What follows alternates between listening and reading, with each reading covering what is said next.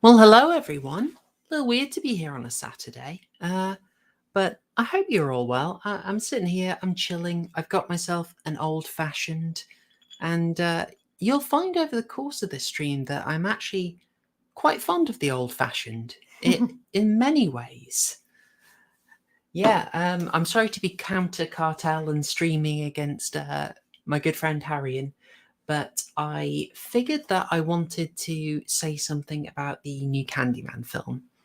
And I'm, well, basically, I could do a very in depth video and deep edits, and I figure I probably still will do that. But I want to get a quick reaction out because it's quite interesting what people are saying about the film. And as Candyman is my favourite horror film of all time, I had to see this movie. And I was nervous about it. I had some red flags going in. I had some warning signs that made me very concerned. And I just figured I'll see it the first chance I can get. And I'll get out a quick stream with my thoughts, just a quick reaction. And then we'll have something a lot more considered further down the line. And because I feel a little weird just doing this myself, I've actually got on stream Wholesome Waifu, my real life wife. It's true. I am the real life wife. No, can people hear us? Because I've noticed a red light on a mute button, and I don't know how that works. That is the other side of a Blue Yeti microphone. So we've got a weird setup here. Rather than, I thought, I could be classic. I could set my waifu up on a laptop and shove her in a different room. Story of my life. But I thought that might be a bit weird. So we're actually we're sharing a mic. I've got it set up on interview mode. Hopefully you can all hear it fine. So chat, if you can give us a little audio check, that would be awesome. I'd really appreciate that.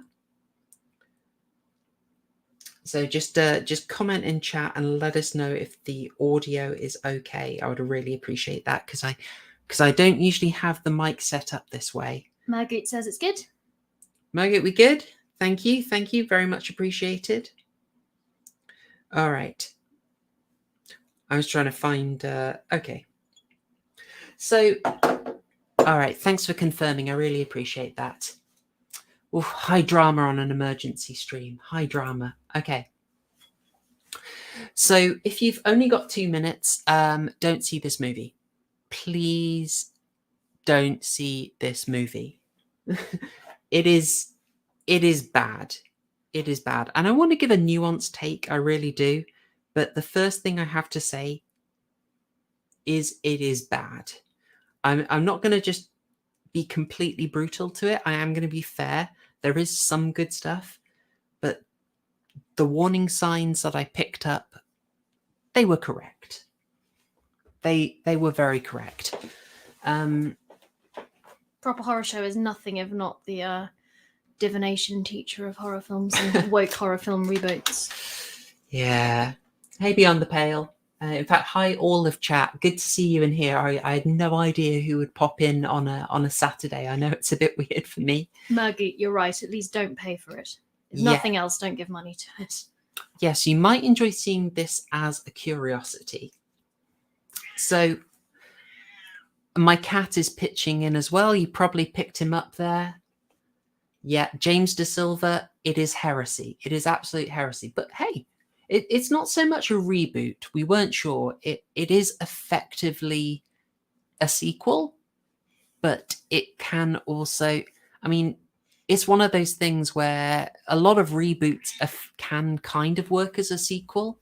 You could understand it without seeing the original. They give you a recap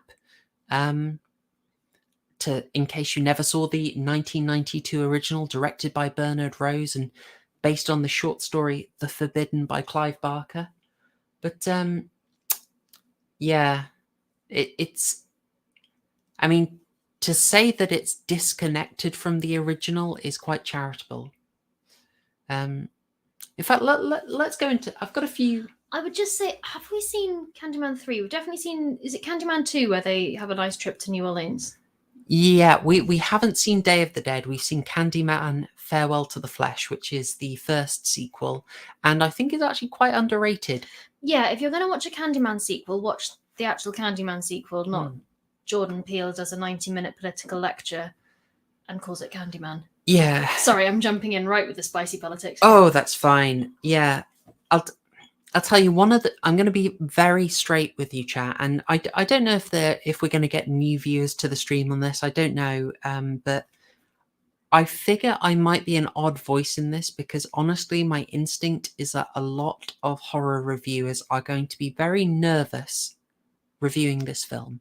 Yeah. I've already watched a couple of them, and they were super excited about it going in, and their actual reviews are very weird. I'm not going to name names, I'm not going to shame people. I know when you're a bigger channel, being professional, you have to sort of, you can't slate things as easily when they're from a big studio.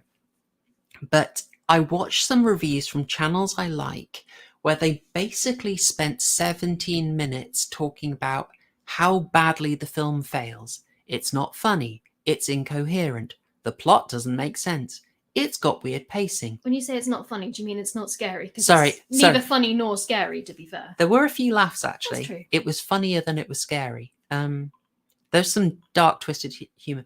Whatever you think about Jordan Peele's influence on films, the guy is funny. He knows how to get a good laugh.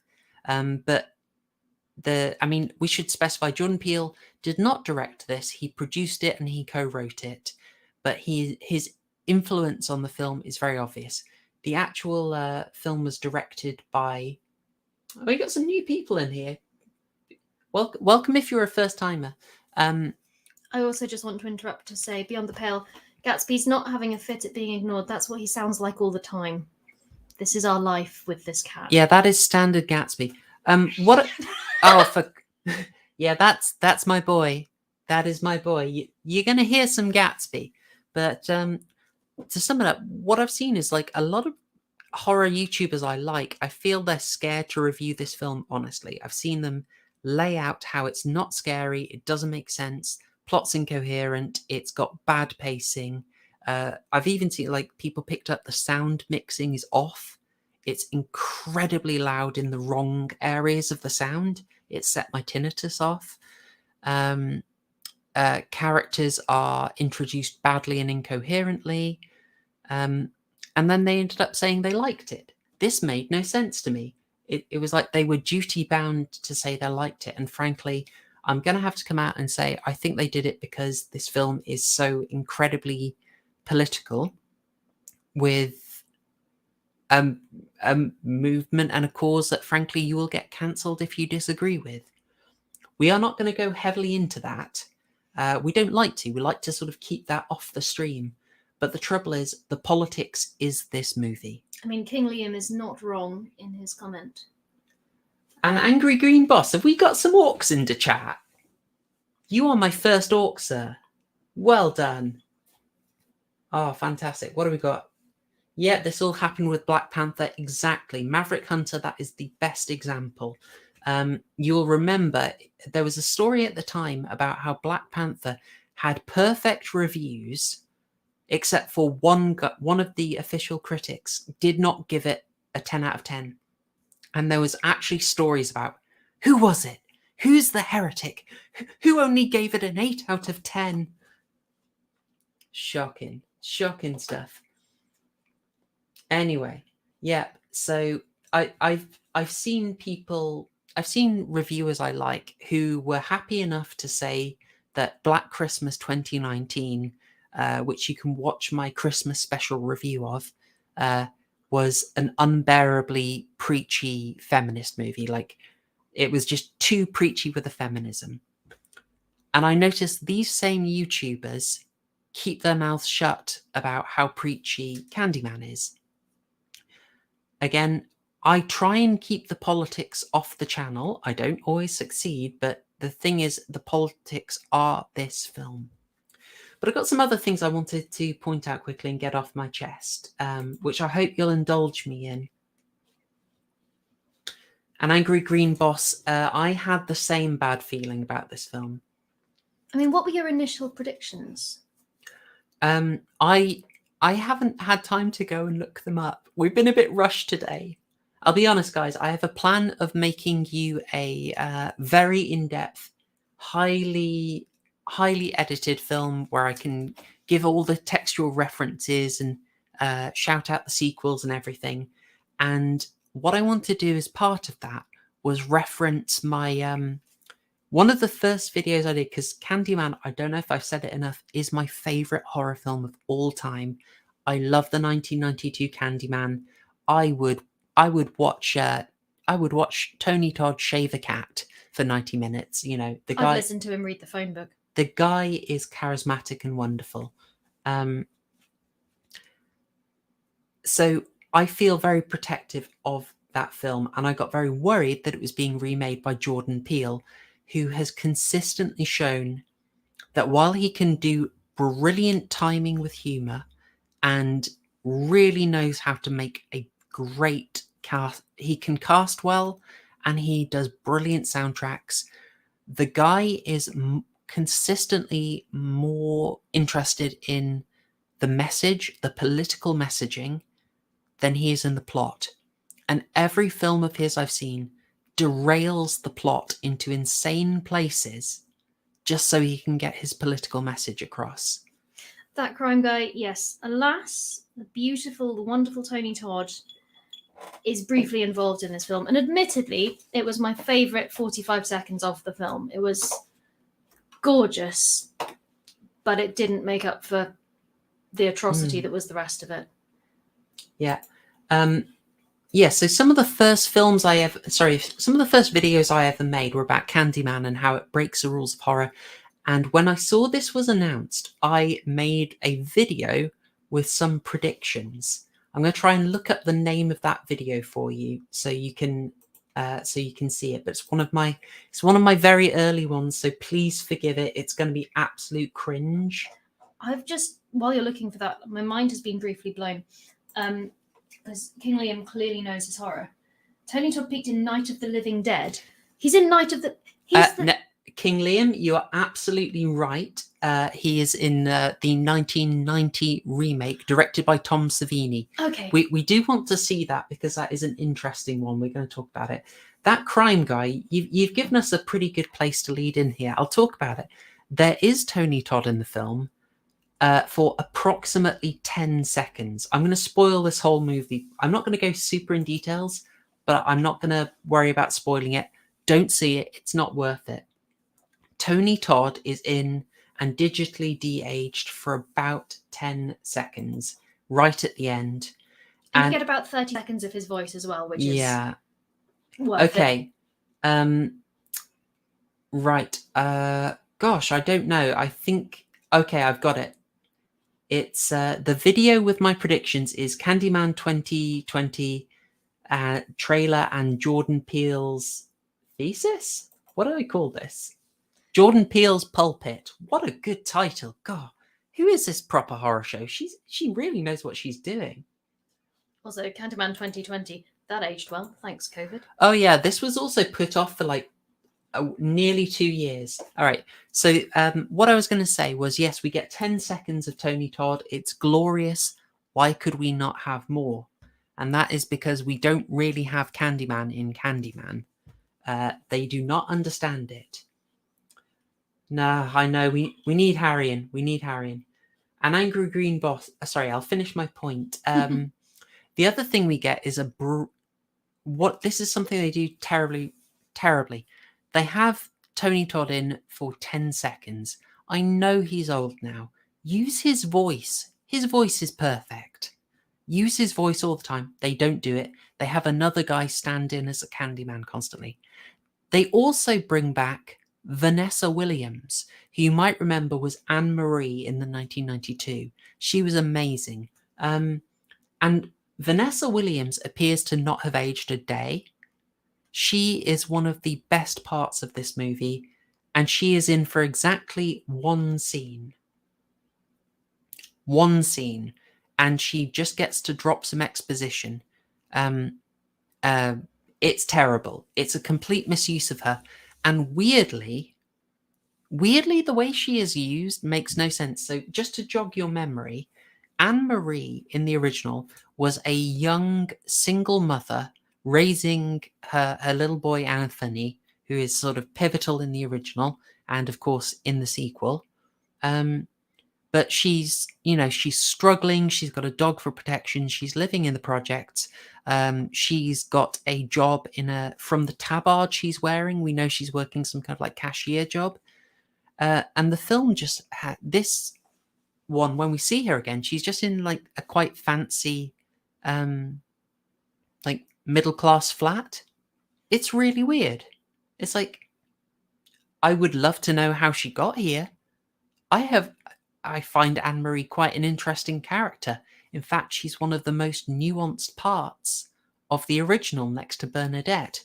But we don't get nuance in this film. She's just lazily plonked in a middle-class flat, and then we don't see her again.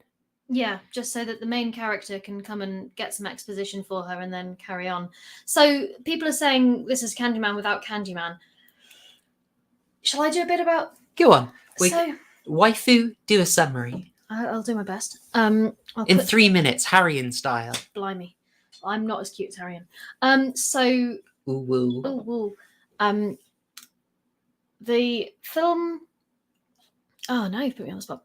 So the film starts essentially with a bit of a flashback to the 1970s when a young black kid has promised... He's doing a sort of puppet show about someone running from the police.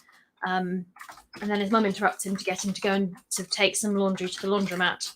And while he's there, he sees a few police officers, white police officers, hanging around the entrance to some of the high rises. He's a bit shifty, and they're clearly looking for someone.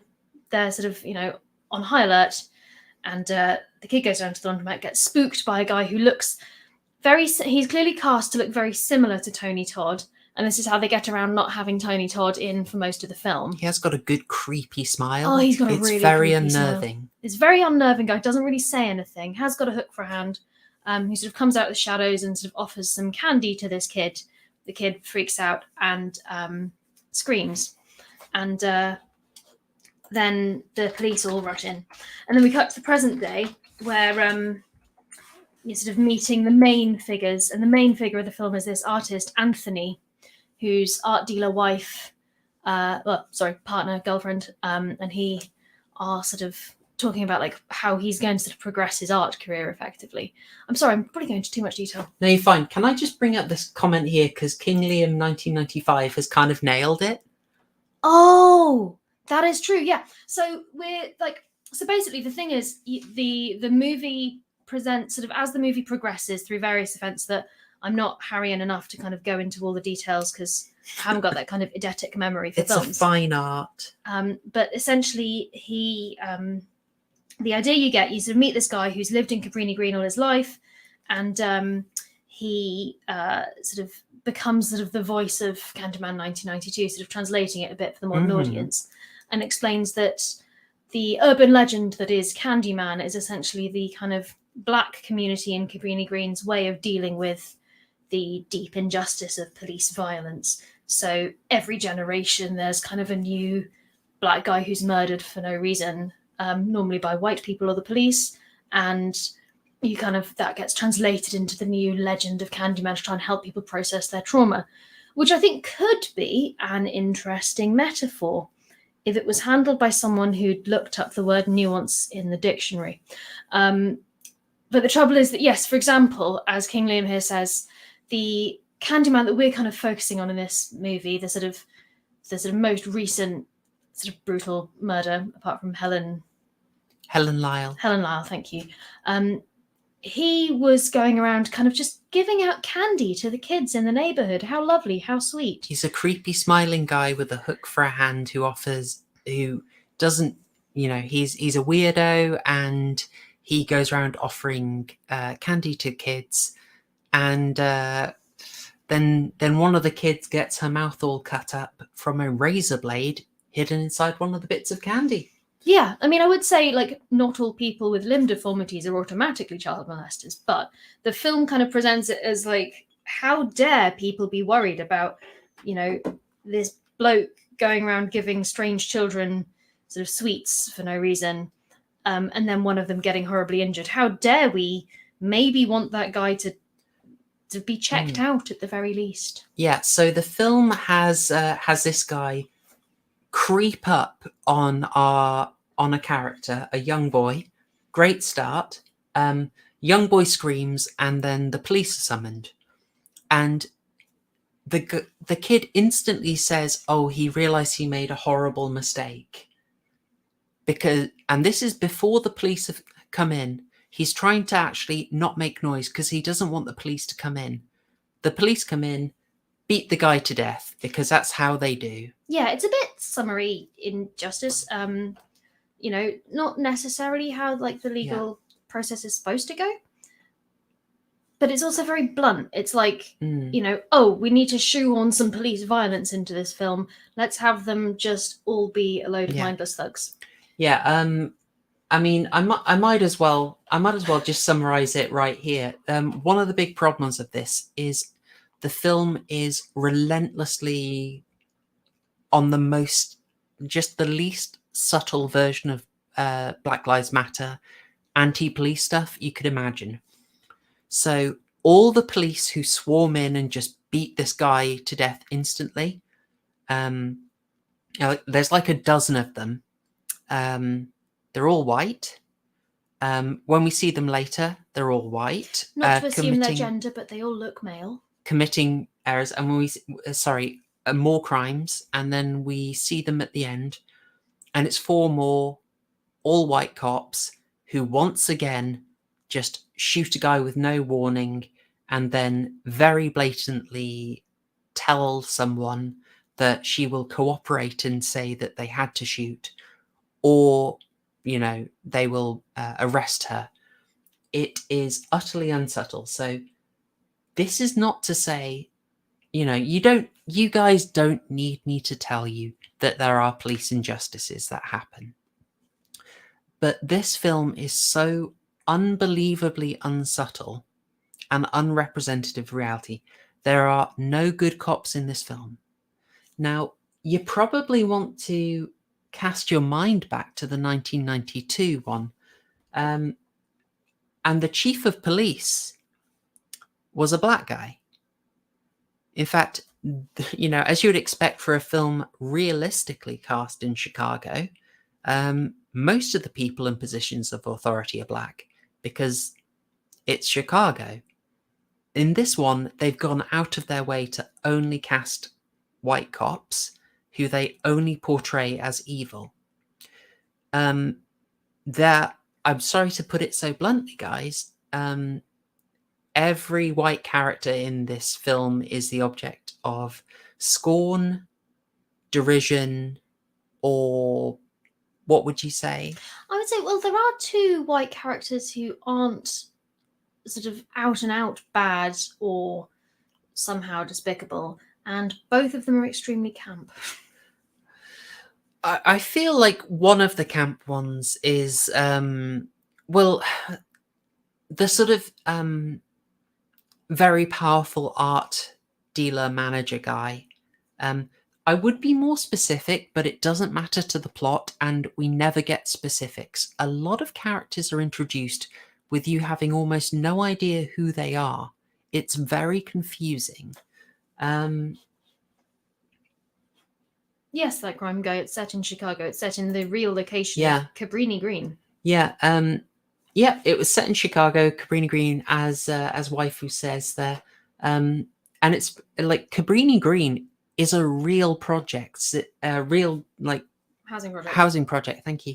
And one of the fun things about the making of the original one is that the gangs who ruined the housing project were still there, and the film crew had to work with them, pay them to be allowed to film on their turf.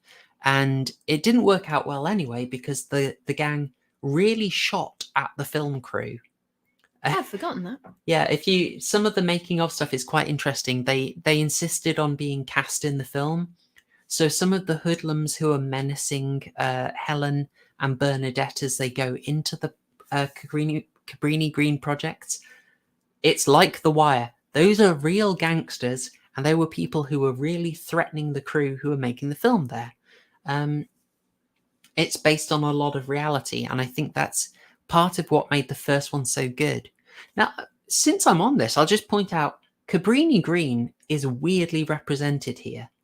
They have one shot of the Cabrini Green that you know and love from the original. You're thinking of you're probably thinking of the big tower blocks that were in the original. They are in for one shot, and then the film just shows Cabrini Green as a bunch of two-story tenements, two-story terraced houses, and that's kind of weirdly funny because it's kind of that's actually close to how the houses in the original Clive Barker story, The Forbidden, were. It wasn't big tower blocks. It was that kind of The Wire-like terraced houses 2 stories up. Was The Forbidden set in Liverpool? The Forbidden was set in Liverpool, and it had some class politics, but it didn't have the racial politics. So, and this is part of the problem, is that when they transplanted it to Chicago, I think it made people instantly give a certain interpretation. Obviously, they have changed things. So Candyman in the story is not the former slave, Daniel Robitaille, who is in Candyman, the film, but it has added a heck of a lot of baggage to the interpretation that I think confuses a lot of reviewers. And they sort of go to a certain automatic interpretation. So yeah, we've covered the fact it is blatantly anti-police. I mean, I can give you examples, but in short, every white person in there is the object of scorn and or derision. They're all useless. They're all awful. The character lectures them at multiple points, and they never argue their case. No counterpoints are ever made.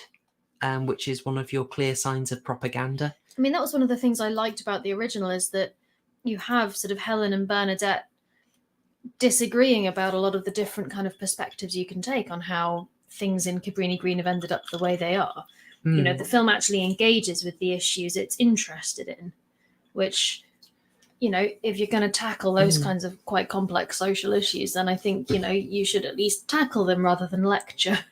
Yeah, there are I won't go into it. Watch in my back catalogue. I have a video about different ways you can read the original, because it is nuanced. It has lots that you can take different readings out of, and it's complex, and it has a very, very subtle, nuanced reading that you are not going to get in this film, because it will just lecture you. It's awful. Don't see this movie. It's bloody terrible. And I'll give you one of the things that I noted straight away. One of the big issues, the warning sign that you get really early on, is you have a character who is, gosh, you're introduced to a gay couple, and it kind of feels like, by the way, gay couple here, I felt we're being quite stereotyped. Just a little bit. Yeah, quite the flaming portrayal, to be honest. It felt very overdone. And there was no sort of other balanced representation there. It was just very in your face stuff. These are gays. This is what they're like. Yeah, not subtle at all. You have someone recount the plot of the first Candyman for you, and recount the plot in one of the most twisted ways. It's really bizarre. So, in case you're not super familiar with the first Candyman, I'll lay out the problem for you. Know that crime guy. I think I'm very stoic and butch. I've met no one less butch than Proper Horror Show. Well, okay. Anyway, okay. So the version of the story you get is And this is something that could have been interesting. It's what does someone who's an outsider understand happened in Candyman? That's interesting. That's a really interesting concept. Because Helen, the protagonist of Candyman, had a particular viewpoint that not many people got. She went on lots of places alone. She had a journey that probably no one else saw. We get a story where she was bad. She kidnapped the baby Anthony and she was going to chuck him on the fire, but the mob of residents intervened, saved the baby that she was going to sacrifice, and then she ran into the bonfire herself. Now, if you have seen the original Candyman, what is the massive, titanic problem with this? I'll give you a little moment. You're probably thinking back to it. It's a scene just before the end, and it's Helen's funeral. Helen's funeral is beautifully and emotionally visited by a long line of residents from Cabrini Green, led by Anne-Marie, played by Vanessa Williams. It's lovely. It is so sweet and heartening. It's absolutely darling. It's a tribute. They know what she did. They know the sacrifice. And to spell it out here, the saving of baby Anthony from the projects is the metaphor about the battle for the future of that community, about how to save him from the fate Candyman was going to put on him. All right, Mr. Gently Benevolent, good to see you. Glad you can make it. So, the community, the Black community of Cabrini Green, for them, Helen was a heroine. She was a hero. She was not a villain. Hundreds of Cabrini Green residents came and visited her. It was like the end of Schindler's List or the end of Pride, depending on what your reference point is. Or I suppose rather, they are like Candyman, seeing as Candyman preceded both of those films. Either way, it was beautiful and emotional. So the fact that you now have a character saying that telling a story where Helen is the villain is very twisted. And you wonder how that happened. Now, you can say this guy's probably completely disconnected from the community, so he's probably just going off the mainstream news, but... I mean, to be fair, as a gay man, he'd probably want to distance himself from certain areas in Chicago. I can reiterate my own experiences there. But yeah, it's just a really twisted beginning there. This misrepresentation of Helen's story for no real good. It's weird. And it's just part of the problem with the messaging of the film. Now, the biggest problem with the messaging of the film we are going to save for the end. But I want to talk about some of the other things. Some of the things you get before you even try and pick apart the messaging of Candyman 2021.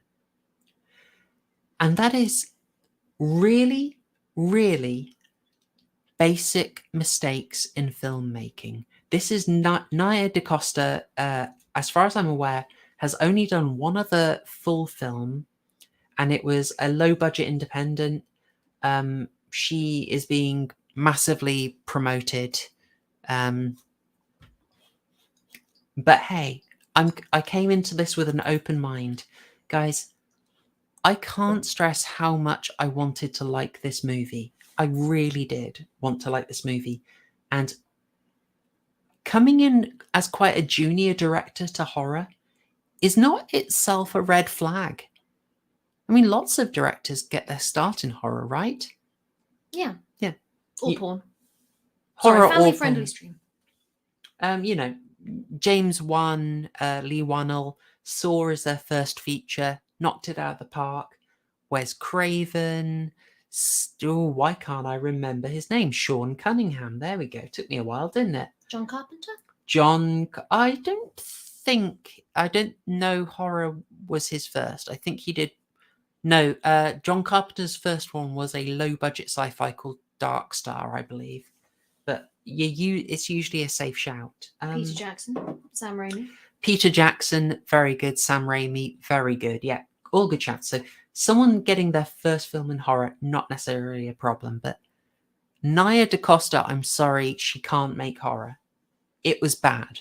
And I'm going to tell you some of the mistakes. Oh, yeah, Francis Ford Coppola, good shot. Very good shot. What was his first horror film? My brain's escaped me. I'm going to have to look at that. John Gorris, what is it? Can you name it for us? My brain's gone blank on this one.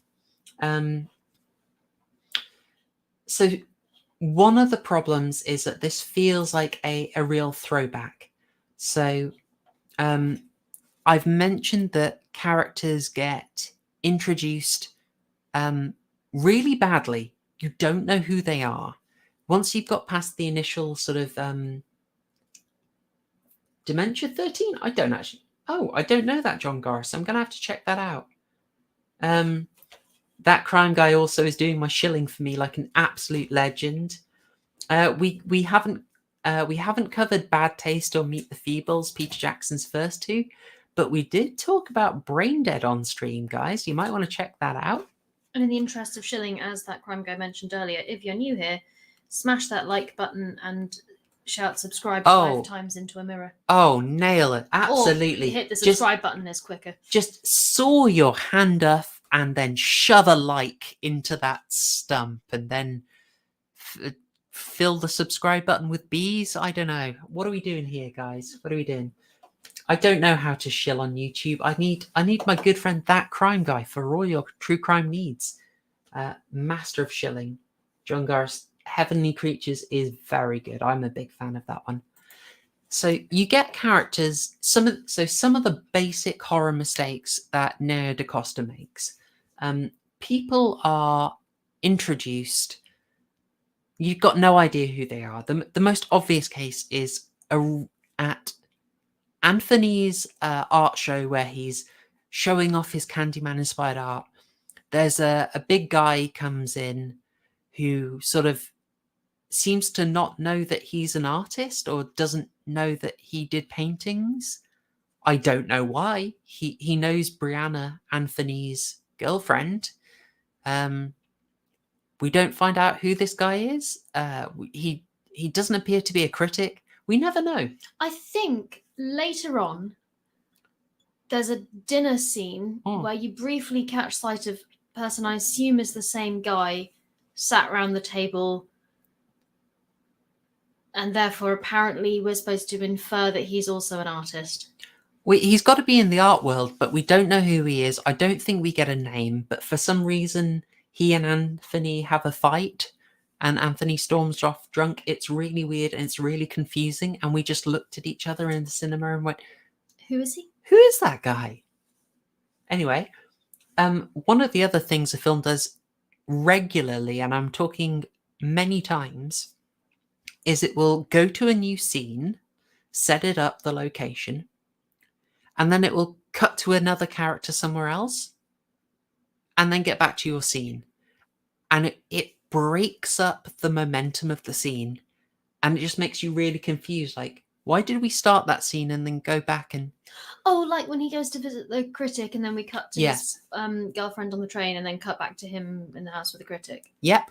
It really breaks up the momentum of scenes. It's just really confusing.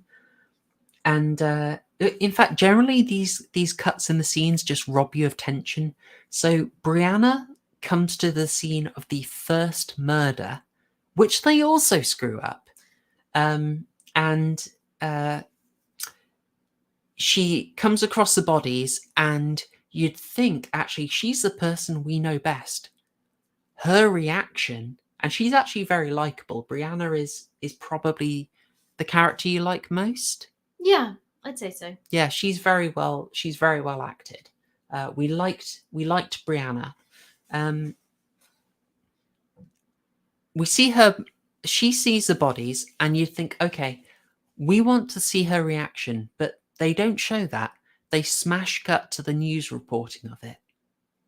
Like, this woman's just found people she likes brutally murdered, and we just don't get her reaction at all, and it then cuts to making a joke out of it. It's very weird. And we should probably talk about that first murder. Yes. I'll point out, I'm going to flash you back to 1992 and the 1992 Candyman. This took ages to give you a real murder. After it gave you the little tease with our Lord and Saviour Ted Raimi in the very sort of cliche-directed and deliberately cliche-directed urban legend of Candyman that they told, it's actually a long time before we get a Candyman murder. They build up fear very subtly and realistically. Most of the fear early on is like something that you relate to. It's like Helen and Bernadette. You know, I'm painfully middle class, so I could relate to that sort of feeling of being a little out of place in a slightly risky area. They're being threatened by gangsters. Such as the place we used to live. Yeah, such as a place we used to live in London. Good times. You know, that thing of just like they're surrounded by people who they're very uncomfortable with. It's very relatable. It's very realistic. And it helps build up the tension as you go more into a slightly weirder version of a world. Like the graffiti in Cabrini Green helps make it quite surreal. But it's a long time until you actually get a Candyman murder. It's built up to. In Nia Dacosta's Candyman 2021, they don't wait very long. We get a murder after, don't know, 15 minutes? 20 minutes, maybe? I feel it was like 20, maybe 20, 25, probably closer to 20. It's after Anthony's big art show. These are characters that we've only met about 2 minutes ago, and they don't get to say much. They aren't very sympathetic. In fact, one of them you meet. So there's a sort of art dealer guy who's running this show that Anthony has some work in, and the first time you meet him, he's looking at Anthony's work and complaining that he's not turned into the great black hope of the art scene that he initially promised to be. And then Anthony starts talking about how he wants to do a sort of art series around white supremacy, or the role of white supremacy in black people's lives or something. And this white art dealer goes, "Oh, white people, not white supremacy." But then he spends the rest of the time sort of bowing and scraping to him. Anthony gets to lecture him. It's all very fun. It's all what I come to the movies for, guys. That's what I want. Yeah. Give me your most 2021 politics, please. Just foie gras me that politics. No need for subtlety here. No need for nuanced conversation. Nope. So this guy is offed. His bit on the side is offed. She's basically dominating him. It's really quite creepy the way their sort of pre-slaughter rendezvous is shot. It's really close up on areas you don't like to look at. It's very gratuitous. The other thing I'd say about it is that, like, because a lot of the threat in Candyman happens through mirrors, the whole thing of looking in the mirror and saying Candyman's name 5 times brings him out. So the film does a lot with mirrors, which I think is quite cool. And they have this sort of quite cool thing where in this first killing scene, you can sort of see the figure of the Candyman moving around behind them in the mirrors, but he's not there in the real room. And that was kind of cool, except that then they tried to show this screen getting ripped with his hook, but he's not really there. And you could just see, like, it looked like someone who'd only just figured out how to use After Effects had just done their best attempt at putting it all together. Yeah, I can confirm it's very amateurly done. And yes, King Liam 1995, absolutely, he is a little bitch and he is treated like one. I don't mind being called bitch. The gore is good. I saw a lot of reviewers try and just praise the gore, say, "Oh, it's really good gore." The trouble is, you don't care about anyone. And also, like I was saying in the car on the way home, in Saw films, even if you don't care about the characters who are getting brutally, blissfully murdered, the film at least focuses on the horrific gore, so that even if you're kind of enjoying this guy being ripped to shreds, you're also still in that visceral moment of watching something absolutely horrific happen to them, and that in itself kind of brings you into the moment. Whereas this film, like the pivotal moment, someone gets the main guy Anthony gets a hook hammered into a stump of his arm. And just as the guy putting the hook in there is about to hammer it home, the camera cuts away to, I don't think it even cuts away to anyone's face. No, it's just out of frame. Yeah, and it takes you completely out the moment. It just distances you from what's happening. So even if you did care, you're taken out with the moment. Yeah, I think I summarized it to you as that is meant to be one of the climactic, iconic moments of the film, but it is completely ruined because it's trying to make me care about something I can't see happening for reasons I don't understand to someone I don't really care about who isn't reacting to it. Yeah, because he's in a trance. Total failure. So no, you do not. You're robbed. You're completely robbed. But we will get to that insanity. So part of the problem is like the kills are people you don't care about, and they feel very like old school, like just your sort of disposable meat kills, which is fine, but that's not really Candyman. Like Candyman sequels maybe, but it just felt like a lot of the kills were disposable. One of the ones you'll have seen in the trailer was a load of high school girls getting massacred. Just to give you how subtle this is, you get someone asking about doing the Candyman ritual. Who would do that? And like you have a character asking, like, who would do, like, who'd be stupid enough to do that? And the camera cuts to 5 white girls, and it's like, oh, this was in the trailer as well. Now, it's actually, sorry, I should say it's 4 white girls and a girl of Southeast Asian heritage. They start the ritual. She gets 2 in, and then she leaves. And I'm like, okay, good. Subtle, good. I get you. In one problematic moment from this supremely social justice-minded film, one of these white girls has a shaved head and makes it quite clear through her 3 lines of dialogue that she's a lesbian. And in the grand tradition of films everywhere, the lesbian dies first. Shocking. So homophobic. Yeah, I felt very, very disrespected. Yep, so only the white girls are stupid enough to do it, but you might have missed that because luckily they're interrupted after the ritual by a black girl coming into the bathroom to use it, who they obviously then start to bully because they're horrible, horrible people. Because every single white character in the film is an object of hatred or of derision, without exception. I'm sorry, I don't like talking about this, but it's so blatant, you cannot miss it. It's shoved in your face. I don't like it. This is not the way to have a discussion. It's very upsetting to me that they did this to a series that I love. That was one of the things I was just thinking as you said that, is that what the original Candyman does so well, and this might sound a bit Return to Fresh Prince, is actually engages with it. So you've got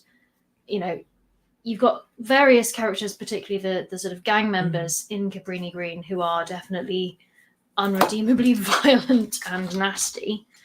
But you've also got a fair few people in Cabrini Green who are just trying to live their lives and get on with things. So you've got, a range of black characters in the sort of impoverished side of things in the original Candyman who are human beings who just happen to be black. And likewise, Marie's line about Marie is aware of the problem of the gangsters, and she says, "We ain't all like them assholes downstairs." Yeah, and likewise, you've then got characters like Bernadette and various others sort of from the more affluent side who are also black, who are, nuanced human beings. And equally, there are a number of white characters in the original Candyman who run the full range of sleazy, cheating asshat, as I remember, to, you know, the Helen who is misguided but means well, essentially. You know, no one is, I'm about to use the phrase black or white. No one's one thing or the other. It's not binary. And that makes for a much more subtle and enjoyable film, whereas in this film, everyone's kind of a cardboard cutout, and the gays are very gay. All the cops are white and evil. You know, it's like Candyman. You've got Anne Marie, who's impoverished and she knows what the situation is. You've got the little kid. I'm afraid I forgot his name. I think it's Gus, who you can see through no fault of his own has no good role models and has to basically give in to the power structure of Cabrini Green. You've got the black police chief who just looks exhausted having to deal with this stuff. And you've got Bernadette, played by Cassie Lemons, who I never realised Cassie Lemons is also in Silence of the Lambs briefly, quite amazingly. So she, as Bernadette, one of the best characters in Candyman, she understands the threat more than Helen. She's more scared of Cabrini Green than Helen is, and she says, "I won't even drive past there at night." Like, she is not trying to whitewash the danger. Basically, this is why the original Candyman is so darn good and so darn nuanced. I love it. This is trash. What else have we got? Oh, a lot of the way that people are killed. Sorry, did we do this already? I've got some notes. Sort of, but not really. Okay. One of the deaths you get is the death of the snooty critic, who weirdly is chosen to look a lot like Virginia Madsen, who played Helen. I even thought it was Virginia Madsen. I found that really weird. I'd have liked it if it had been. That would have felt intentional. Yeah. A lot of these deaths are like this one in particular was shot, and a lot of them are shot at a distance, so you're not seeing as much. But it also feels like a way of telling you not to care as much about the characters, to not empathize with them as they're being killed. And I think, frankly, the film on some level really kind of believes that they deserve to die. Yeah, that's kind of how it feels. What was the point I made on the way back home, which was really clever? I was just so insightful. Well, I think it was about the way it was shot at a distance with no word, without them getting to make sounds. Yeah, you're not supposed to. Basically, yeah, that was it. We may have already covered it, but yeah. So, for example, there's this art critic, and at the point where she's being killed, the camera pulls back, sort of outside her window, and just keeps pulling backwards while you see her being kind of dragged across a room and torn apart and whatever. And that, is deeply unshocking. You're not really with her in it. You're not watching, it sounds very voyeuristic, but part of the thing with horror films is that kind of almost experiential thing of you're sort of there watching the deaths quite close up. If it's a good horror film, you're kind of caught up in it and you can't look away.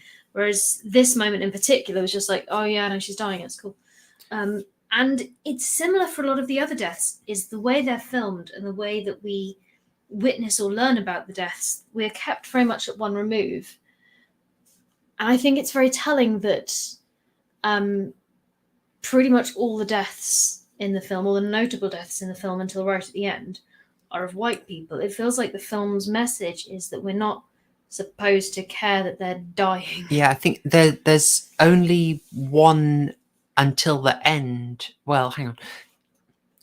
Let's put it this way. The ones you're meant to sympathize with are all the black characters.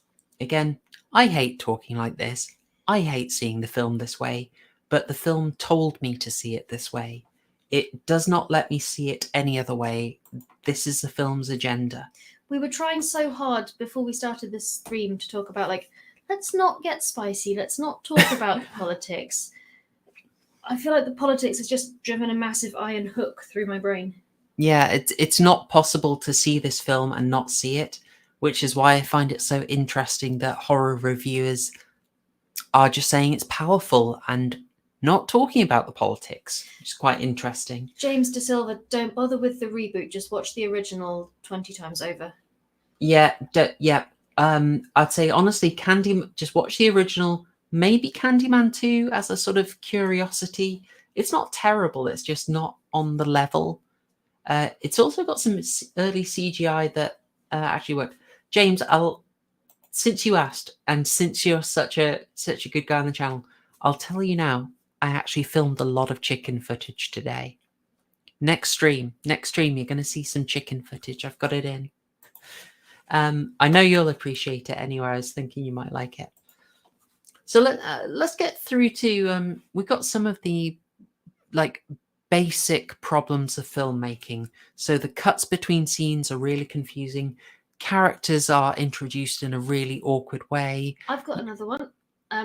So one of the things the film does, in order to kind of respond to its source material, something Chloe pointed out, which I wouldn't have noticed because I'm not so much of a film nerd as she is that obviously when the film was shot in 1992, it was using a different kind of film stock, and it's very hard to kind of bring that into modern, certainly digital filming techniques. It looks quite jarring.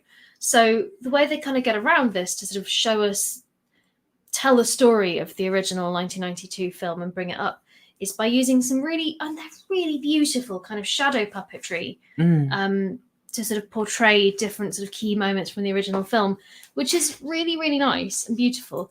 But it has the added effect of, again, kind of taking you out of it. The NREIB, someone earlier said about, make subscribing sound pleasant. So if you would prefer, don't stab that like button. Caress it gently. Coax it out. Gently tickle that subscribe button. Tickle it until it purrs. I don't know how to feel about this at all. Our marriage is a weird one. Oh, I feel dirty. Since we also like a ridiculous reach on this stream, here's my ridiculous reach. These shadow puppets are actually like a major part of the film. They're in multiple times, they're extended, the credit sequence is all shadow puppetry. It's a cool choice. But there is a certain irony in it, in that the use of shadow puppets to tell stories is certainly for me inextricably connected with the Plato's allegory of the cave, where people are only fed their news about the world through shadow puppets. And the whole point of that is that these people see a fake version of the world. They only see a narrative, and you can't convince them of the reality. I'm seeing chat come in being very confused and disturbed. I'm also noticing the number of people currently watching live has gotten down since I encouraged people to subscribe. I do apologise. They'll teach you to be sexy. Get out of here with that. Anyway. Sorry, lesbians. I've learnt from the film, the gays are all about sex. That's what the film taught me. Oh, cancelled. Oh dear. Yeah, so there's a certain irony, like if the shadow puppets are invoking Plato's allegory of the cave, then yeah, it's quite appropriate, because this film is also pushing a very twisted narrative, because as I said, it's relentlessly anti-police. I mean, I can't not say it. This film is basically every policeman is bad, they're awful, they're worse than nonces hiding in your laundry.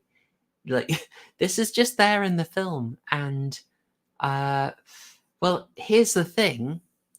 Chicago, where Candyman is set under Mayor Lori Lightfoot, they recently did get rid of lots and lots of their police. You might want to, in your own time, have a little look at what happened to their murder rates and their violent crime rates. I'm guessing their violent crime rates have gone right down, and community sort of support and nurturing has gone up, and it's a really wholesome... I'll Google that in my own time. Google that in your own time. I think you can find coverage of exactly what happened when they removed all those nasty police, and how many poor people died as a result of these politics. So having Candyman promote this after we've seen that policy in action, I mean, I know Candyman was delayed before they did this, but it's very unpleasant. It feels very bad. It leaves a really dirty taste in the mouth for them to be pushing for this policy, which costs a lot of natives of Chicago their lives. Anyway, So one of the problems with these, thanks, Jack Kent. No, I really appreciate that, mate. I really appreciate it. Thank you. Be polite to that subscribe button. One of the other problems is the big bad police.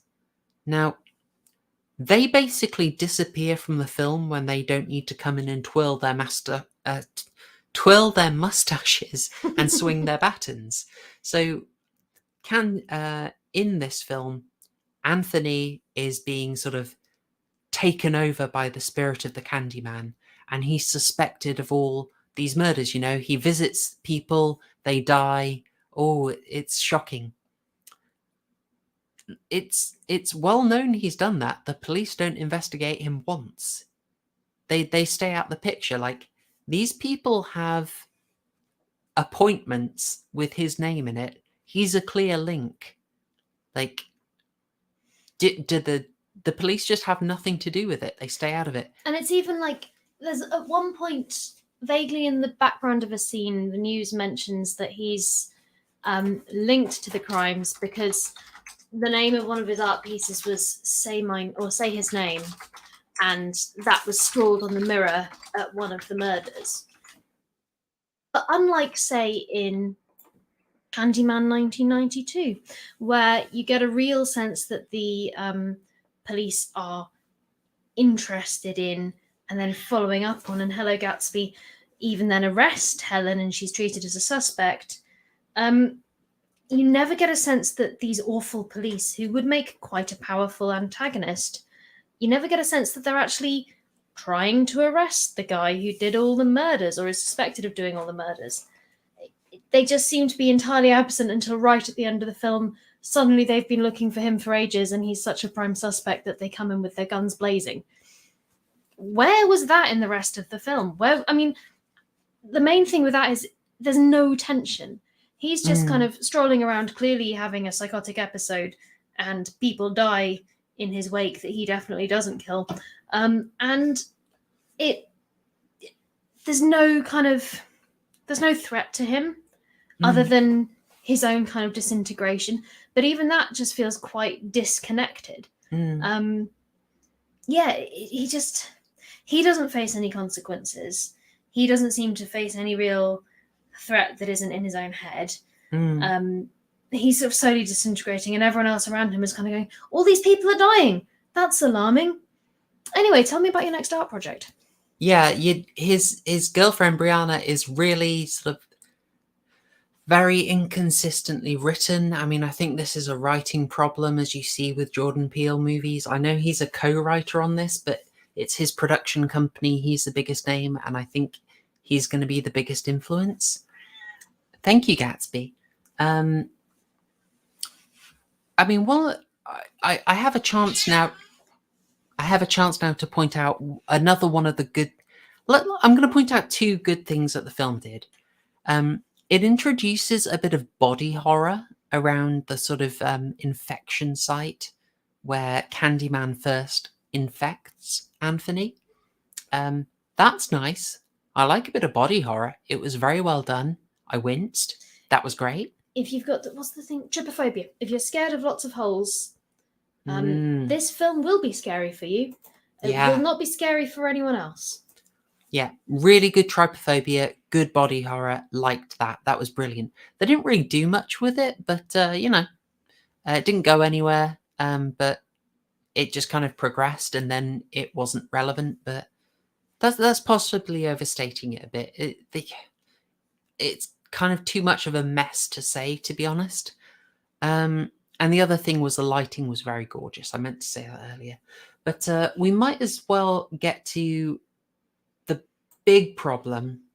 The real big problem is that the film does not know where to go because it's quite incoherent. It doesn't have the strong drive of characters that the first one did, where Helen is investigating the Candyman urban legend, and then she's caught up in it and sort of driven into a sort of nightmare world where her life sort of disintegrates, and she's trying to avoid being how can I say, almost possessed by Candyman until effectively she's given then a final drive, which is to save baby Anthony.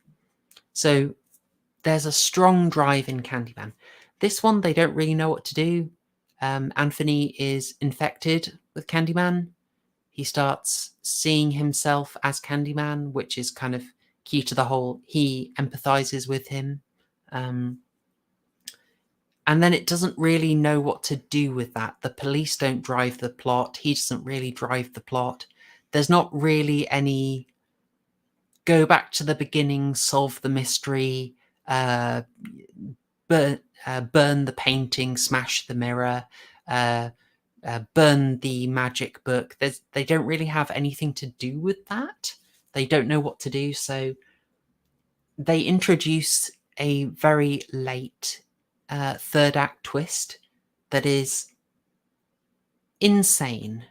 And to be honest, it was particularly surprising for me because I'd actually nipped out about 3/4 of the way through the film to use the bathroom because I kind of thought, well, it's not really going anywhere. I don't really know how far through the film we are because there's no real impetus in the plot. I'll be back in a couple of minutes. Come back in a couple of minutes later. Someone's been taken hostage. They're in a church and someone's sweating and yelling. Yeah. So as we said, we're going to spoil this whole film. We don't. I mean, I feel we've been sort of all over the place with the plot. So you probably don't have the clearest idea. But frankly, there is not much of a plot. He gets infected as he investigates Candyman. He slowly becomes more obsessed with and possessed by Candyman, and people around him die, and doesn't seem to cause too much bother, to be honest. But the film doesn't know how to end it because, I mean, there's not a Candyman he can fight. He's himself. Does he sacrifice himself? No. That would be a very confusing message. Because remember, this is a Jordan Peele movie. The message comes first. Ooh, I'm seeing proper horror posse here. Well, I've heard someone call the chat Ghost Crew. I kind of like that. I kind of like Ghost Crew, but proper horror posse. Yeah, I can see that.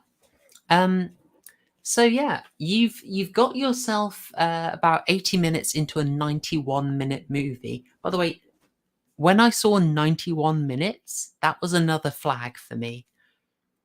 I'm not saying it's a guaranteed bad sign, but guys, when you see 91 minutes, it's like, oh, you only just got to feature length.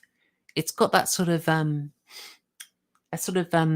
whiff of contractual obligation to it, Let's just get over the line there. I know a lot of the Friday the 13th sequels are like 87 minutes, 88 minutes. I love the ones when it's like an 89-minute film and the opening credits take 5 minutes. You're like, wow. Oh, yeah, that's a giveaway. You were doing your best. Yeah, the long intro credits is a classic. You gotta love that. Long stalker shots as well. Gotta fill up that runtime, boys. Anyway, so the third act, how does this film end? The third act twist. Well, don't really have an antagonist that isn't the police. And the police have been very absent for most of the film. Yep. Your sort of Candyman threat is taking over your protagonist, okay?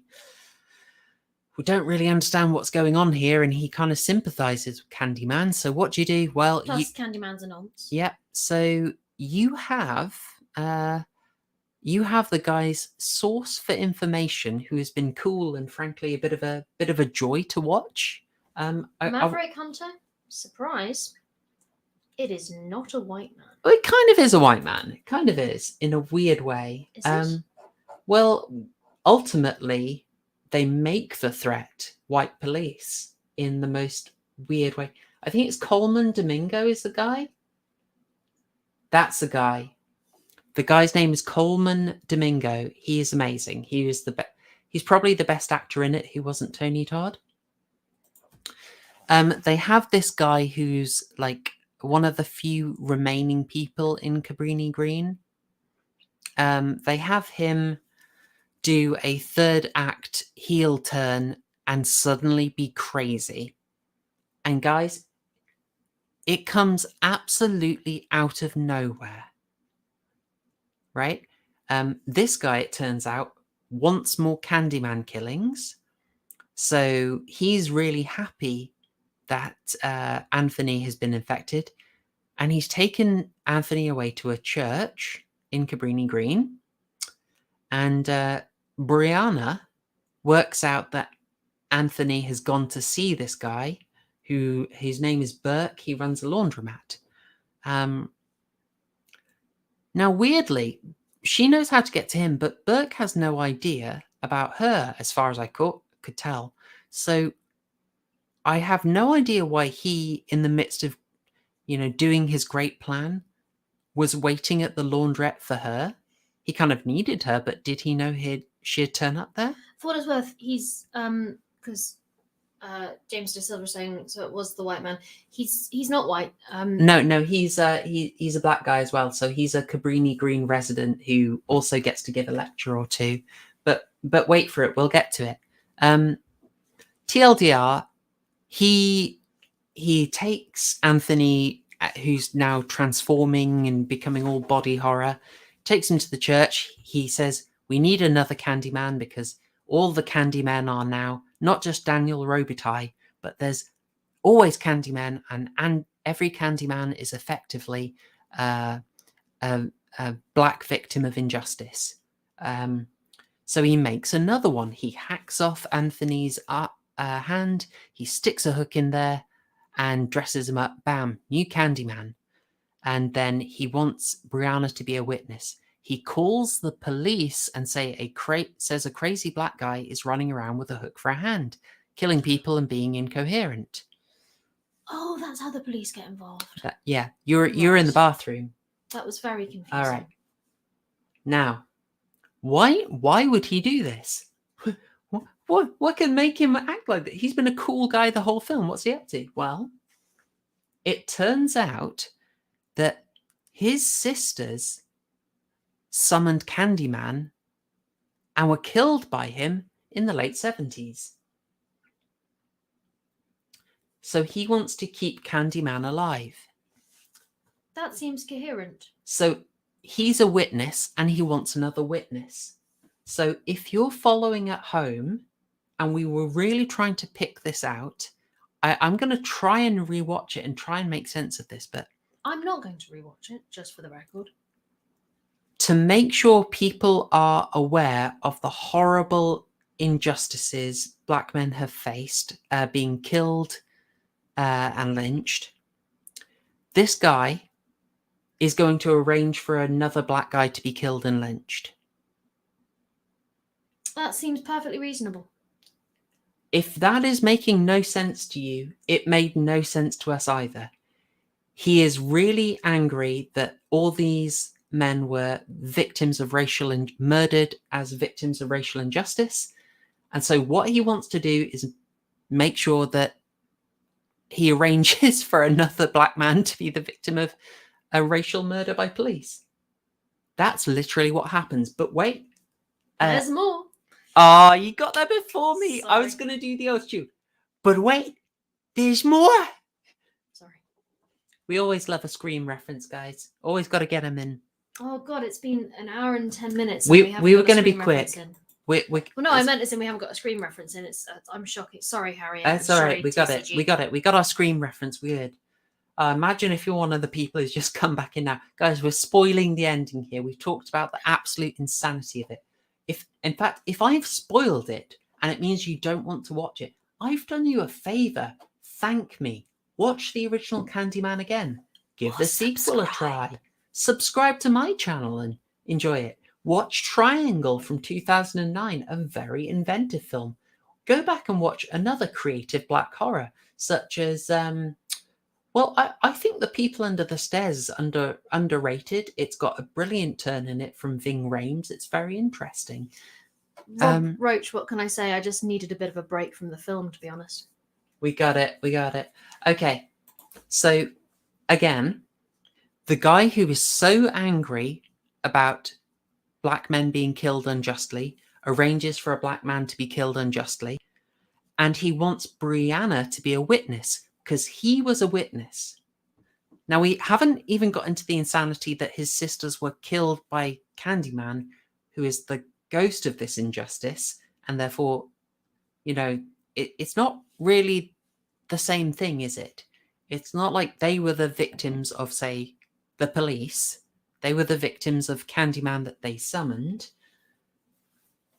James De Silva nailed it. Yes, a black guy butchers a black guy's hand for white supremacy. The white supremacists are very diverse these days. What can I say? And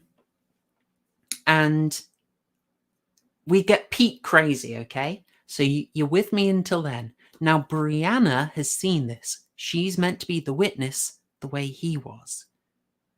That is apparently meant to make sense. She manages to escape. She stabs the guy. She stabs Burke. She has a pen or a rusty blade. It was kind of hard to tell. It's awfully shot. And the murder basically happens in the dark and off screen, which is quite annoying, but it's not like you watch horror films for, fear and tension and horrible deaths happening. I watch them for the laughs and the political message. Yeah. Oh, guy, I can't stress how unscary this film is, by the way. It's so terrible. And how out of nowhere Burke's transformation comes, right? But here's where we get the real insanity, right? Brianna has run away. She's killed Burke. Anthony has now found his way to her. He's basically not really with it. His hand's been chopped off. He's half possessed. He's basically in a trance. He's lost a lot of blood. Which, by the way, you really can't connect to him because he's not really emoting or reacting. It's very weird. I think if I had any kind of emotional connection to him earlier in the film, I'd probably mind or care or worry that he was, in a trance and dying, and I'd probably feel bad for him. But I haven't really had a chance to get to know the guy, and when he has been compos mentis, he's been a bit of an asshat, to be honest. I'd say it's just bad storytelling because it's almost your protagonist becomes inactive, and it's almost like Brianna becomes a protagonist at the very last minute, which is really awkward. Yeah. Like, this is bad storytelling. The story would be a heck of a lot better with Brianna as like a more equal protagonist, or maybe being the sole protagonist. It could be more interesting that way. Anyway, we're still not at the full insanity. So deep breath, guys.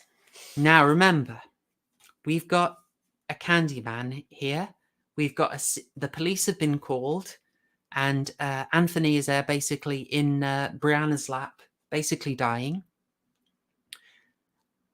And Brianna's screaming for help. The police come in, and they're silhouetted, and they just immediately shoot Anthony. Shoot him dead. He's lying on the floor. Immediately.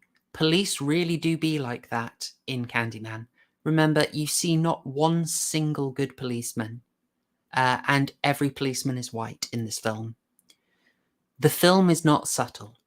They then take Brianna out into the car. I am spoiling this whole film, guys. I'm going to do it. I don't want you watching it. It's trash. Send your money somewhere else. Watch Creed. Creed is a good film. Give your money to the British Hen Welfare Trust. So the police bundle her into the car and basically threaten her into saying that, oh, it was a justified shooting. Otherwise, they're going to prosecute her as an accomplice. It's not subtle. It's so childlike. She looks in the rearview mirror. She summons Candyman. Candyman kills all the nasty, evil, bad white cops. And this Candyman is just Anthony resurrected. And he then says, oh my gosh, I just sort of have to catch up with how stupid this is. After he murders all the cops for her and lets her go. So apparently Candyman now doesn't kill the person who summons him. Great job. Because now he's a force for justice, guys. Yes, apparently, as James De Silva's pointed out, surely shooting Candyman is not a bad thing. Yes, particularly given, earlier in the film, accurate. Earlier in the film, the Candyman stand-in was like full-on nonce boy, or at least suspected. Well, nonce. just you have good reasons to be afraid of this guy. He was in the nonce grey area. You'd think that shooting Candyman probably not a bad thing, given that he certainly in the original film he's largely the antagonist. You feel a lot of sympathy for Robitaille himself, but Candyman ain't the hero. No, he is a complicated individual, which is why the first Candyman is the best horror film ever made. Anyway, now this would be like Freddy Krueger being the hero, and yes. Yeah. Oh. Okay. So, finale. Resurrected Anthony / Candyman has killed all those evil cops and then says to Brianna, tell everyone, tell people, be the witness, right? It's something like that. It's effectively be the witness, tell people. She's probably going to do it, but both Burke and Candyman have the same thing, tell people. What is she going to tell people?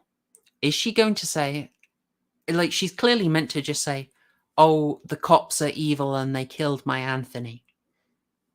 But realistically, shouldn't she be saying, oh yeah, the local neighborhood hero, Burke, he's kind of a crazy person who drugged and mutilated my boyfriend and then called the cops on him, intending them to kill him? Like, what's she going to do to help the Candyman scheme unless she lies? Like, unless she's going to just straight out put out propaganda, how does this work? How does any of this make sense? It's almost like the propaganda is more important than the truth. I'm sorry, guys, but when I saw Jordan Peele had his hands on this, I worried because the setting and the characters make it very easy for him to redo Candyman in his very limited intersectional grievance worldview. That is not what Candyman was about, especially if you read the short story it is based on, The Forbidden. It's very telling that the original Candyman's line repeatedly is, be my victim. The threat of Candyman is he wants people to be victims. He wants to perpetuate a cycle of victimhood. He doesn't want people working to improve themselves. That is a fair point. We should blame Nia Dacosta as well. Yeah, I think Nia Dacosta wrote it as well. Devontae Huntley, we talked about a lot of the directorial errors. I'm very interested to see. This sounds kind of weird me saying this now, but I'm interested to see what she did first before this, and see if it has the same like basic directing errors. Mergut. I don't know. There is one. I think it's an irony that he is just not aware of. Like, I think none of the three writers, I'm afraid I forgot the other one's name, none of the three writers are aware of the irony of using the shadow puppets, which make you think of Plato's The Cave and the sort of a world basing itself on a false narrative. I don't think any of them picked up on that. I don't think he's aware of the irony of the be my victim thing, because I don't believe that line had anywhere near the prominence here. There's another weird irony as well, in that they feature prominently the first bee that stings Anthony and starts the infection in Cabrini Green. He swats it, and it falls down, and then ants start picking it up, and it's kind of a cool shot. But what's really interesting for me is, I know this is a total reach, guys, but for fans of The Wire, I'm dropping this in for you, Richard. For fans of The Wire, you may have read David Simon's other book, The Corner. And The Corner is quite interesting because it talks about how the residents of the housing block there and the surrounding sort of slums, which I think is, it's Baltimore. It's in Baltimore. he describes them as like being, some of them as being kind of like ants, in that they'll go into a building and just sort of strip it out the way ants would go to a plant and strip the leaves. He talks about how they'll go in and they'll just sort of, first, if it's vacant, they'll take any of the possessions, but then they'll go in and they'll strip out the copper piping because they could resell that back. So I found that sort of like a weird link, that there are all these ants around the bee. Like, you could.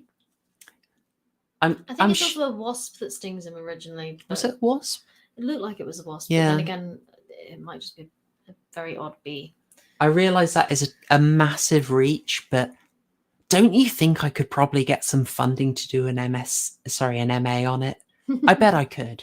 I really think I could. It also occurs to me, there was one other thing.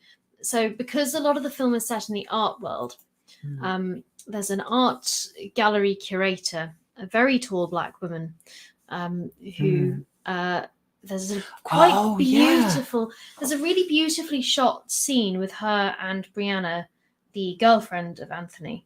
And she's sort of trying to, essentially, she wants to get Brianna to join her team and sort of create more art. And it's basically sort of pushing Brianna to do more shows that are explicitly based around a kind of her own personal sort of backstory of victimhood, and sort of really center that kind of victim narrative experience, which Brianna, the character, seems unwilling to engage in. And it's very interesting that this woman, this art dealer woman, is kind of making a career out of exploiting victim narratives. And Jordan Peele doesn't seem to be aware. Well, Jordan Peele and Nia Dacosta, I'm not letting her off the hook. The hook, I'm sorry. They don't seem to be aware that that's exactly what they're kind of doing in this film. Yeah, that is a very good catch. Sorry, that was one of the great ones you picked up on. Yeah, good call. I have my moments. Good call. Devontae Huntley, yeah. I would like to read the original script, see how it's changed, because it feels like it was meddled with a lot because it was so incoherent. Like, you feel just lots of it was chopped around and maybe done in editing because it felt so incoherent. But yeah, Helen was wasted. There was really nothing. Hey, Angry Green Boss, thanks for dropping by, man. Appreciate it. Oh, can I tell me where you got it, Devontae? I'd be really interested. But yeah, they don't do enough with Helen. Like, they really could have done something interesting. Just like they don't do enough with Tony Todd, who is in for 10 seconds at the end. And while I'm delighted to see him, I really wish they'd done more with him. Like, even if you just have his voice. They did have his voice for about 30 seconds just before that. So when Brianna is sitting in the car and she's just about to summon, or she's just summoned Candyman. Oh, yeah. And a voice kind of comes echoing over, making some point about how he's always revenge or something. I wasn't fully paying attention, to be honest. We're quite out of it by that point. I was kind of at that point going, so credits, yep, we finishing. But his voice, I can't get over his voice. You can't go wrong with Tony Todd. I mean, there's a reason Final Destination kept bringing him back, even if only in voice form. Yep. I was, that last minute that had Tony Todd appearing slightly creepily de-aged, but also with his voice. That, I'd have just watched that on repeat for 90 minutes. More fun. They did not think it through. They did not do enough with the premise. They did not do enough with Tony Todd. They did not do enough with Vanessa Williams, who could have been so interesting and done so much. But she's literally just in for one scene to drop exposition. Total waste of her. They could have done so much more. Total missed opportunity. Ooh. Devontae, if you leave me a comment on this video, if you can get me a copy of that somehow, I'd be super interested. There's one other thing I wanted to mention that bugged the ever-living heck out of me. I forgot to mention it earlier in Nia Dacosta's terrible filming mistakes thing. This is a pacing issue. So we mentioned the group of high school girls that gets massacred, and then basically nothing else happens with that, because obviously that's just a day-to-day event. Who cares about the deaths of 4 girls at school? Never attracts any attention. No. we see one of the girls, the girl who tells the others about summoning Candyman. We see her really early on in the first art show that Anthony puts on, just before the first murder. She's featured quite prominently in it. We get to see her. She wanders around looking smug and bored. Yeah. Because she's a rich, bored girl. She is a very safe target in this film. But we then don't see her for like 40 minutes. And remember, this is a 91-minute film. This is so short. She's in for one scene, and then we don't do anything with her for ages, and then suddenly she's back again for the sort of pivotal massacre scene. This is horrific plotting, and you did not need to have her at the show. Frankly, you've already had the people murdered at the exhibit and get press coverage. Now, reminder for you guys don't need me to tell you this. Candyman is all about the urban legend of Candyman. So would it maybe be more appropriate for this high school girl to hear the rumor, the urban legend of Candyman and how you summon him after the murder? You know, it could flow organically, and you would have the idea that this urban legend after the murder is now spreading, which is exactly what Candyman really wants. But no, they don't do that. They just have really bad pacing and have this girl appear about 10 minutes into the film, disappear for 40 minutes, and then appear again when they just need to off a load of people. Terrible story structure. They need to off a load of people and also remind you that white people are really bad, guys. I mean, yeah, this was a scene we talked about earlier and just kind of showed you how unbelievably unsubtle it is. Anyway. For what it's worth, we've now been talking for longer than the film went, and I hope you're having more fun than we Oh were. my god, we did it! We did it, guys! I have a special place in my heart for when people manage to analyse a film for longer than the film itself. I mean, that's you every time you watch a film, to be fair. I love it. Show. I love it. Makes me very happy. Anyway. This is the story of our relationship. Oh, maybe there was someone who was going to go and see Candyman and they were like, oh, hey, here's a quick stream about it. Oh, I'm excited. Let me get my hype on. And we managed to save that person. What if we saved them? The power of lesbianism. What? Oh, no, sorry. Film reviewing. Oh, yeah, there we go. That's the one. Right. I know. How dare I try and improve it? There's... Oh, no! British Knight, no! No. We don't go there. That's very Vindaloo. No comment, British Knight. You're a very naughty boy. James De Silva, save yourself. Watch anything instead. Watch Hansel and Gretel Get Baked. Actually, please watch that. I want someone to watch it. I haven't seen it, but I'm... Watch watch Tales from the Hood. That's fun. That's an anthology. It's very interesting. Attack the Block? No, I hate Attack the Block with a passion. Anyway, I'll get to the last point I really wanted to make. There is a recurring motif in the film about candy with razor blades in them. So candy, that's already kind of a familiar urban legend. It never actually happened, or possibly only happened the once. Yeah. It comes in with the original Nancy guy. But Devonte, thank you. I will do that. Thank you so much. I appreciate it. I'm very... Mergu, yes. Leprechaun in the Hood.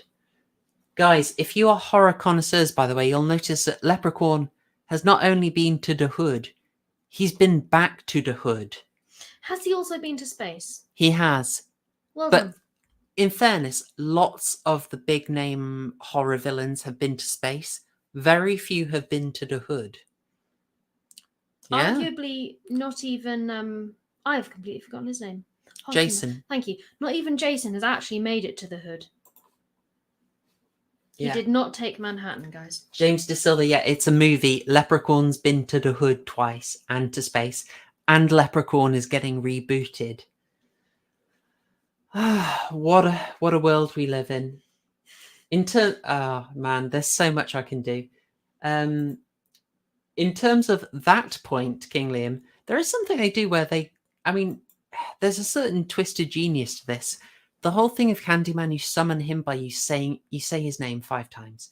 So the film makes a lot of use of say his name. Obviously, a BLM slogan.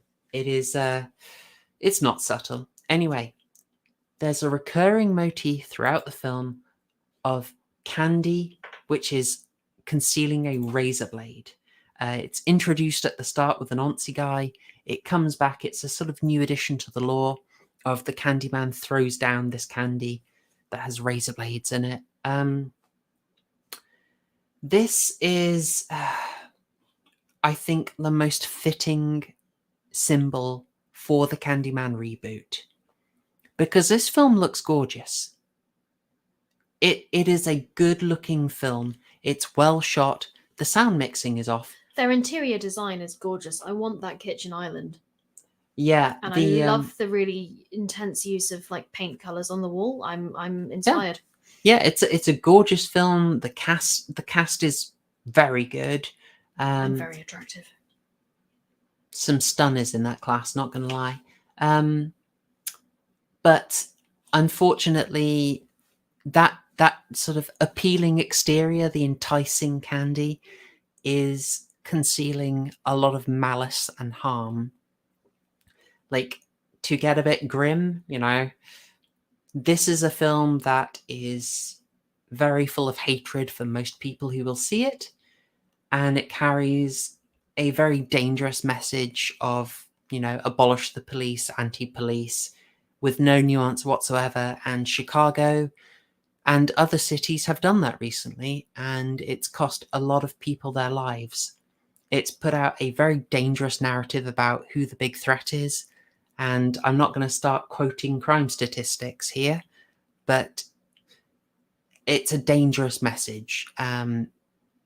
This film's preaching on the evils of the police is so spectacularly misjudged and will make people's lives, neighborhoods, existences worse. And it feels pretty sick that the studio still released it when we've already seen the damage caused by Chicago, the area that is covered in the film, reducing its police. Again, do your own Googling over what happened there and how many more people were murdered because they decided to defund their police. So yeah, Candyman is the candy with a razor blade wrapped in it. It is superficially enticing and appealing, but it conceals a very big threat. That's probably the biggest reach I've got, guys, but I was quite proud of it. That's a cheerful way to end a stream. Yeah, sorry. I thought I'd try and be profound. I thought I'd be trying profound on that one. Bummer. Yeah, sorry about that. I mean, we're not always this grim. I thought I would get in there and just do a quick reaction stream, give my thoughts on it, because I really wanted this to be a good Candyman film, because I bloomin' love Candyman. I would have been so happy if this had been good. I got worried. I thought I'd give it a chance, but it was not worth it. And to be very honest with you folks, when I saw, it wasn't just, it wasn't just Jordan Peele's involvement and the trailer. And I saw already this sort of thing, that it's explicitly a BLM horror. I'm going to be honest, if I didn't love Candyman this much, and if I didn't run this channel, I wouldn't have seen it. And in fact, I felt quite conflicted about giving it money in advance. I thought I would give it the benefit of the benefit of the doubt, and I'm sorry I did. I don't feel good that I gave this film money, and I will not. I now feel quite confident saying I'm not going to take any risk on any Jordan Peele project again. So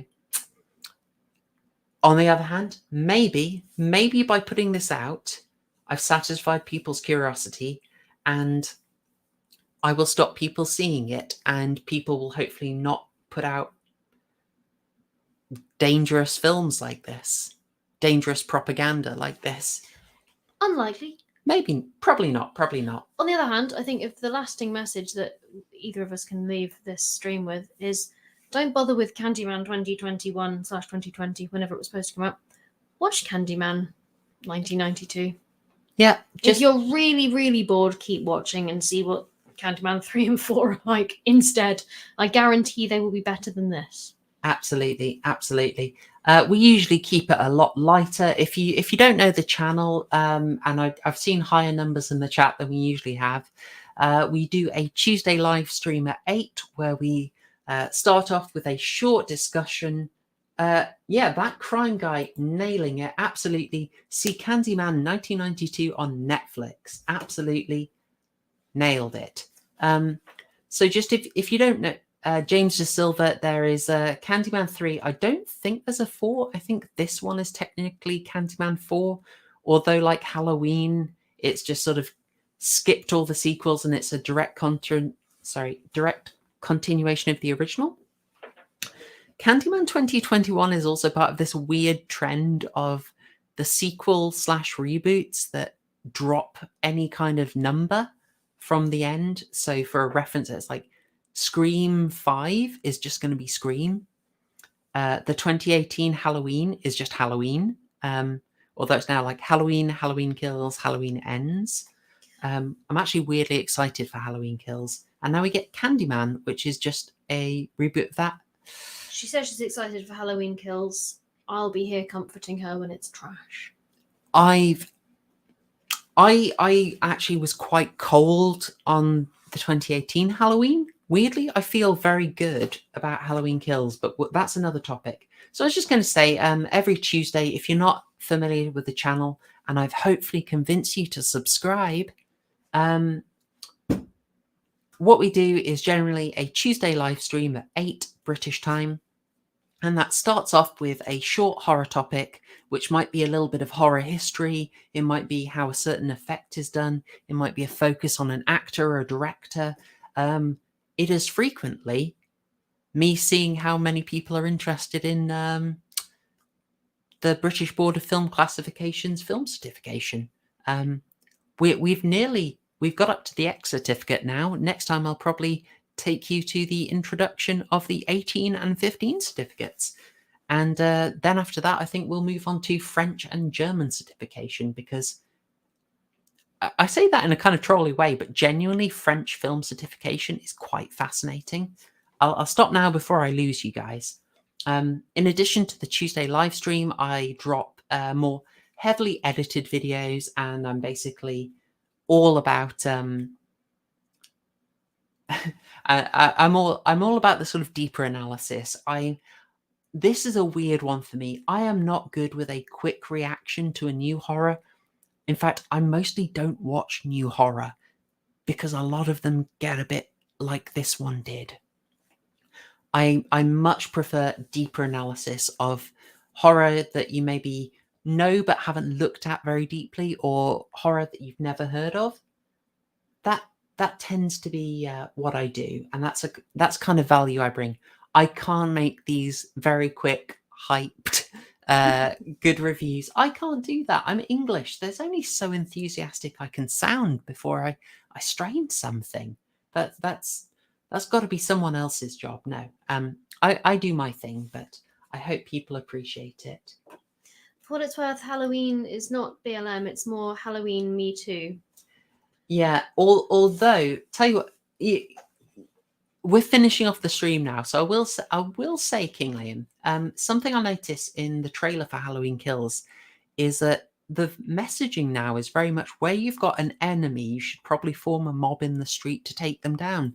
But I don't think that has any political messaging relevant to our times whatsoever. No, so I don't know why I even said it.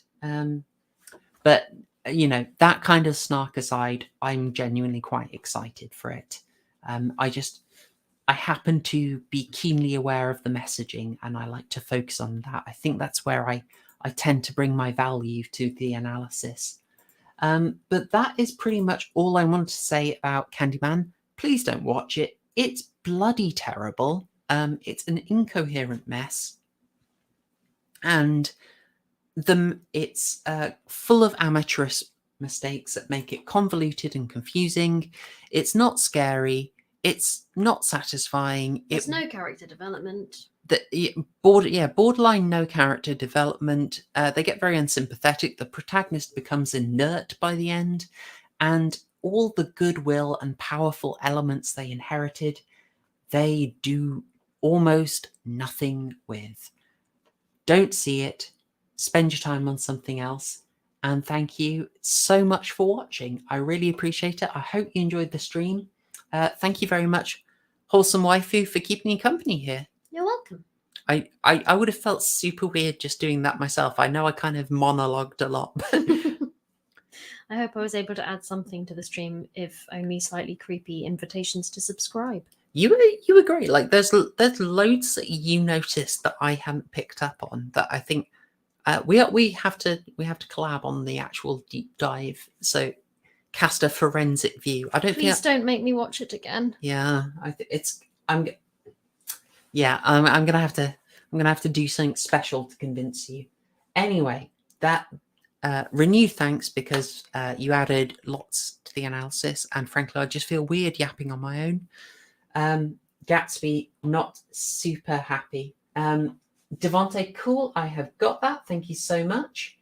Yeah, I will expect an email from me. Okay, and for everyone else, renewed thanks. Catch us on the Tuesday live stream. We are covering the 1995 Peter Jackson, basically forgotten horror winner, The Frighteners. It's a laugh.